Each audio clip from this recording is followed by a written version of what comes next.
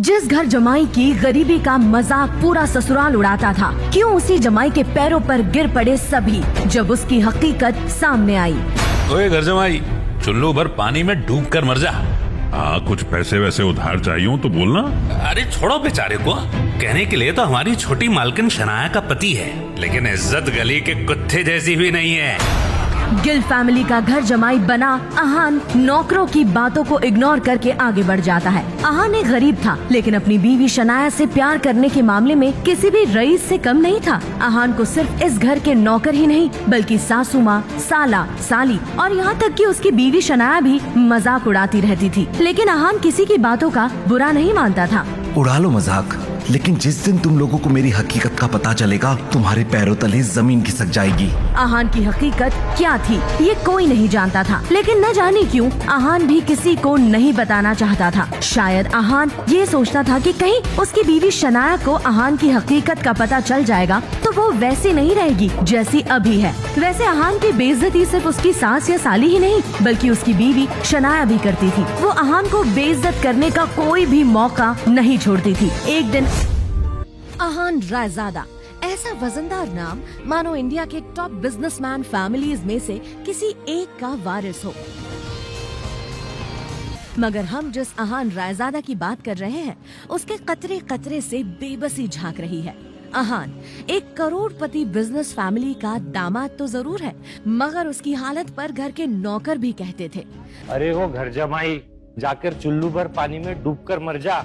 और हाँ, कुछ पैसे वैसे उधार चाहिए होंगे तो बोल देना।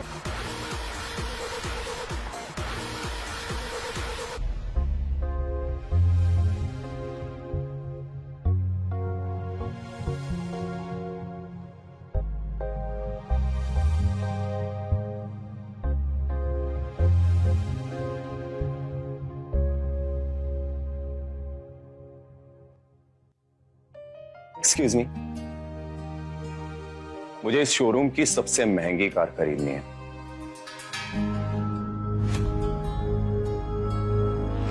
या श्योर मैम, जस्ट 2 मिनट। ओम, क्या कह रहा था? तुझे यहाँ की सबसे महंगी कार खरीदनी है? मजाक कर रहा है क्या? तुझे देख के लगता है कि तेरी साइकिल खरीदने की भी औकात नहीं और तू गाड़ी की बात कर रहा है। पता भी है गाड़ी की कीमत क्या है?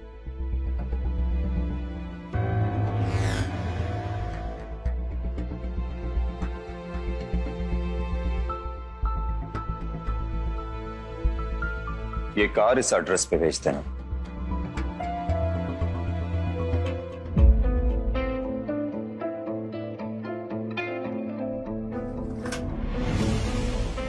सिंह रायजादा,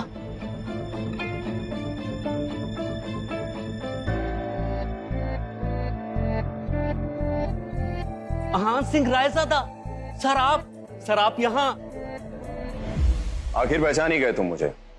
हाँ, मैं हूं Ahaan Singh Raizada, Raizada group of companies का मालिक। आई एम सॉरी सर, मैंने पहले आपको पहचाना नहीं। आखिर कौन था ये अहान सिंह रायजादा और क्यों वो इतनी सिंपल जिंदगी जी रहा था? क्या होगा जब शनाया को पता चलेगा अहान की सच्चाई का? आखिर क्यों करवाई शनाया के पापा ने अहान से उसकी शादी, और क्या वो जानते थे अहान की सच्चाई? क्या कर रही हो शनाया? तुम मुझे फोन क्यों नहीं कर रही? मैं बेसब्री से तुम्हारे फोन का वेट कर रहा हूं, लेकिन मुझे यकीन है सबसे पहले तुम मुझे फोन करके हैप्पी बर्थडे विश करोगी। देखा, मैंने कहा था ना, तुम जरूर फोन करोगी।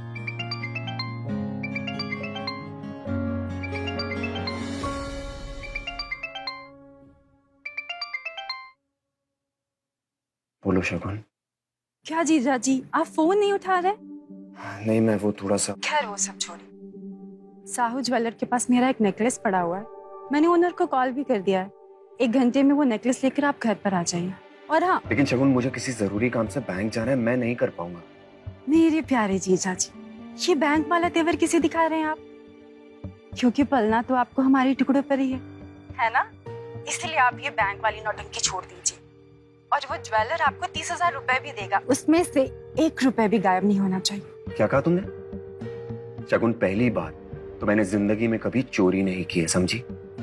और दूसरी बात यह है कि अगर तुमको मुझ पे इतना डाउट है ना, तो अपने किसी सर्वेंट को भेज के करवा लो ना काम। मुझे क्यों फोन कर रही हो?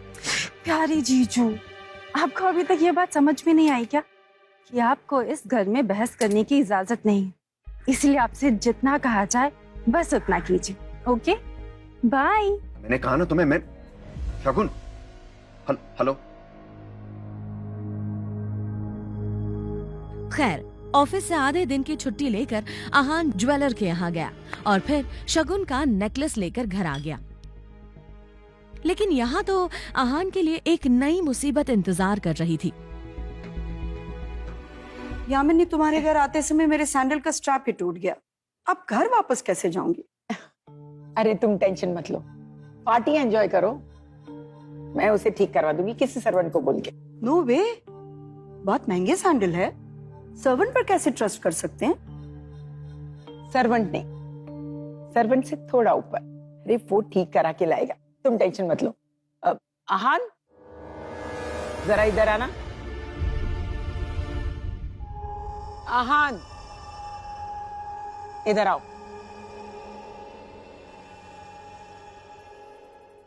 वैशाली जी के सैंडल ठीक करवा के लाओ। और हाँ, जल्दी आना, उन्हें वापस घर भी जाना है, समझ गए ना? यामिनी, बुरा मत मानना, तुम अपने दामाद से ये काम करवा रही हो, कुछ अच्छा नहीं लगता।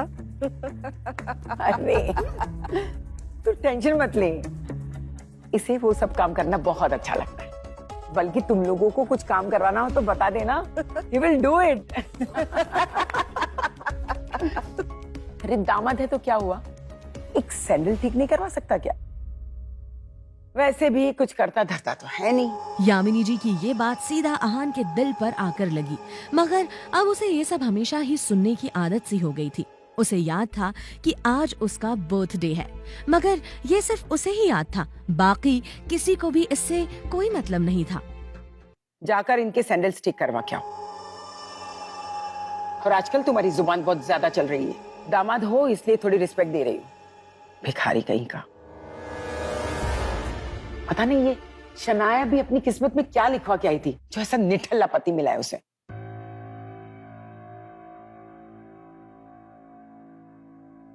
अब खड़े खड़े देख क्या रहे हो, सैंडल उठाओ।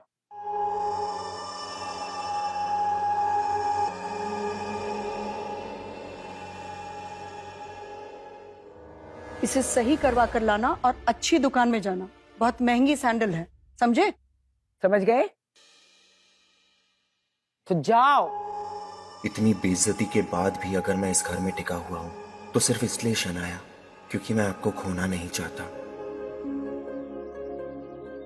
आई लव यू, लेकिन ये सब भी अब ज्यादा दिन चलने नहीं दूंगा मैं।